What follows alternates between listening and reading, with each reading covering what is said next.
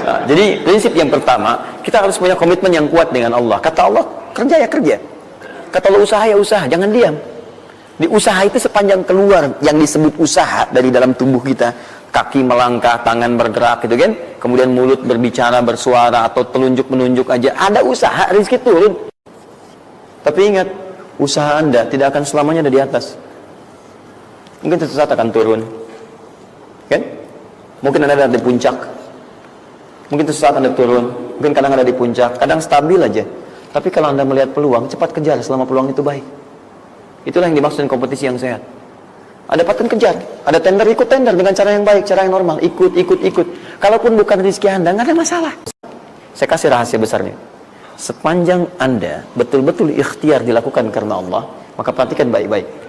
Kadang-kadang Allah seakan menunda apa yang menjadi hak Anda, bukan ingin menunda dan membiarkan Anda tidak mendapatkan sesuatu, tapi ingin memberikan semua nikmat secara sempurna. Karena di atas itu ada nikmat pahala, ada nikmat doa, ada nikmat istighfar, ada nikmat usaha, dan nikmat hasil yang tiada terputus. Lihat sini.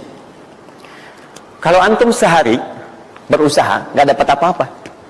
Memang, mohon maaf, hasilnya belum dapat diraih, belum dilihat tuh. Tapi bukankah pada saat itu doa antum akan bertambah? Bukankah malamnya salatnya nambah? Tahajud? Bukankah di situ kadang-kadang kita istighfar, ya Allah? Teman-teman, bukankah istighfar menggugurkan dosa? Bukankah berdoa menambah harapan, mengakumulasikan sesuatu? Bukankah tahajud menambah pahala lagi?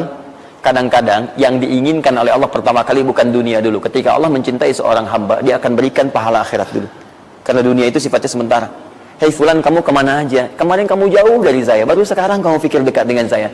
Saya nggak pengen kasih dunia dulu, dunia itu kecil. Kalaupun di seekor sayap samuk sebelahnya, sebelah sayap nyamuk ada dunia itu, ada nilai, saya kasih buat kamu deh, nggak ada nilainya. Ya, karena itu saya ingin kamu akhirat sempurna dulu. Saya ampuni dulu dosa-dosa kamu yang kemarin. Begitu sudah diampuni, hari kedua istighfar lagi diampuni, saya kasih pahala yang banyak. Begitu pahala udah dapat, dosa udah diampuni, baru dunia diakumulasikan. Karena hukum dunia itu, kalau antum usaha akan terus diberikan. Jadi nggak ada yang nggak dikasih. Jadi kalau antum sehari bekerja ini, kelihatannya nggak dapat apa-apa. Bukan nggak dapat apa-apa, disimpan untuk diakumulasikan. Nanti dosa antum tuh udah hilang, amalan udah banyak, antum dapat banyak. Kadang-kadang nggak sadar kalau saat dapat banyak itu sebetulnya itu hasil usaha antum sebelumnya. Itu teorinya begitu. Ya, jadi nggak ada yang nggak dapat apa-apa, semua akan dinilai. Sepanjang antum bergerak dikasih, dan antum buktinya hidup juga.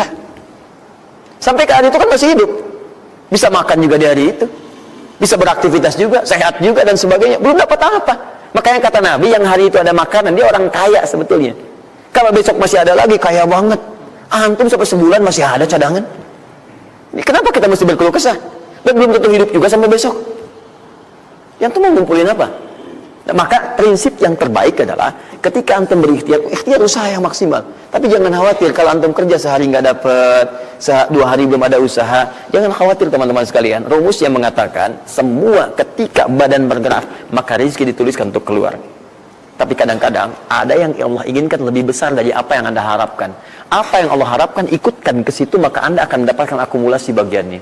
Itu yang dilakukan oleh Sayyidah Hajar. Begitu beliau kemudian naik ke Marwah, nggak dapat, naik ke Safa, nggak dapat. Apa pernah tertuliskan dalam riwayat sedikit aja Sayyidah Hajar mengeluh? Tunjukkan kepada saya kitab mana yang pernah menunjukkan riwayat ketika bolak-balik itu, kemudian Sayyidah Hajar berkata, ya Allah, saya kan istri Nabi, saya kesini memenuhi perintahmu, ya Allah, ini udah capek, kenapa belum turun juga? Pernah nggak? Kedua, ketiga, keempat, kelima, sampai ke yang ketujuh. Begitu sampai di Marwah, baru kemudian diakumulasikanlah itu. Apa yang terjadi? Ibunya yang usaha bolak-balik. Akhirnya keluar dari mana?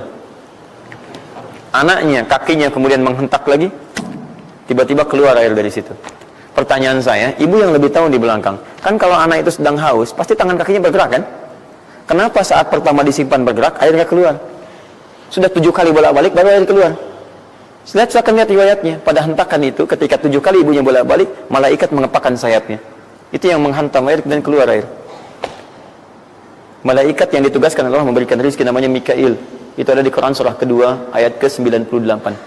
Ya, man kana aduwwan lillahi wa malaikati wa rusuli wa jibril wa mikail. Mikail.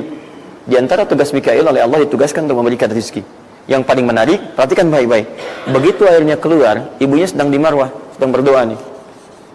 Makanya kalau sa'i di sofa ngadep ke kiblat berdoa dulu, ke marwah ngadep ke kiblat berdoa dulu. Begitu sedang berdoa nyampe ke marwah yang ketujuh, anaknya lebih kencang menangisnya. Ibunya mendengar suara nggak biasa, dikejar ke sini. Begitu kejar ada air. Apa kata ibunya? Lihat kalimatnya. Zam, zam, zam, zam. Ibunya tidak mengatakan ijma, tapi zam, zam, zam, zam. Zam itu artinya kumpul jangan berhenti, kumpul jangan berhenti, kumpul jangan berhenti. Sampai sekarang air itu tidak pernah berhenti. Perhatikan bagaimana akumulasi pekerjaan seorang ibu yang sangat serius menghasilkan rezeki bukan hanya untuk dirinya, untuk anaknya, cucunya, cicitnya, dan berganti generasi sampai kita sekarang. Kita aja ke zaman Nabi Muhammad, itu teman-teman sudah lewat 15 abad. Nabi Muhammad ke Nabi Ismail 29 generasi. Satu generasi bisa ribuan tahun. Nabi Muhammad ke Nabi Musa aja 2000 tahun, ke Nabi Isa 600 tahun. Sekarang ke Nabi Ismail 29 generasi. Muhammad bin Abdullah bin Abdul Muttalib bin Hashim bin Abdul Manaf bin Qusay bin Murrah bin Kilab bin Ka'ab bin Ghalib bin Fihir bin Malik bin Nadar bin Kinana bin Khuzaimah bin Mudrikah bin Ilyas alaihissalam bin Nizar bin Mudar bin Ma'ad bin Addan bin Adi bin Adri, ya, bin Muqawwam bin Nahur bin Tari bin Ya'rub bin Yasub bin Nabit bin Ismail alaihissalam. 29 generasi. Yang bisa mengulang 29 ini saya bebaskan paspornya untuk menghafal Quran di pekan depan. Silakan. Boleh, silakan. Tapi kalau salah satu tambah satu ayat. Jelas? Terakumulasi. Maka boleh jadi kita berusaha bekerja, sehari belum dapat, 2 hari dagang belum dapat, tenang. Begitu antum 3 hari, tiba-tiba dagangan diborong habis. Itu sebetulnya usaha antum yang sebelumnya. Tapi antum dapat bonus ampunan dosa, pahala, macam-macam. Maka jangan mengeluh. Dan jangan pernah antum sekali-kali, awas ya, awas, mengeluarkan kata-kata yang seakan-akan Allah menghentikan rezeki antum. Maka disitulah kesulitan paling sulit akan antum awali. Ya Allah, apa engkau nggak sayang dengan saya? Saya perlu usaha apa lagi? Kenapa belum diberikan juga?